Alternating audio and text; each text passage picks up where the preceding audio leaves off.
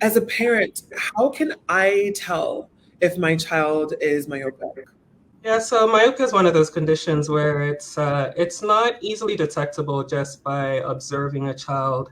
However, what we would say if this is a child that's in school, they may have trouble reading the blackboard unless they're sitting closer to the front of the class. They may also experience you might see them squinting their eyes or rubbing their eyes. And again, if they're a little older, they might not be so keen to do sports, especially sports that require, or generally most sports require long distance vision.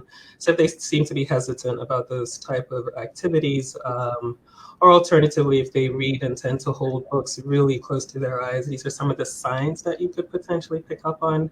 But we definitely recommend that children get frequent vision screenings and eye exams, because again, if it's not a significant error, it may not be as obvious to a parent. So vision screenings in schools are really important.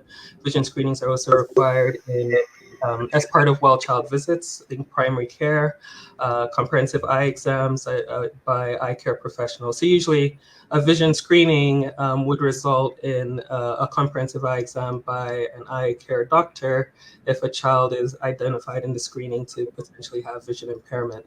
But the onus is always on the parent to actually follow up and actually go through with that referral and actually see an eye care provider. So I guess the big thing here is to pay attention to those slips when they come home from school after school screening and keep up with your well child visits.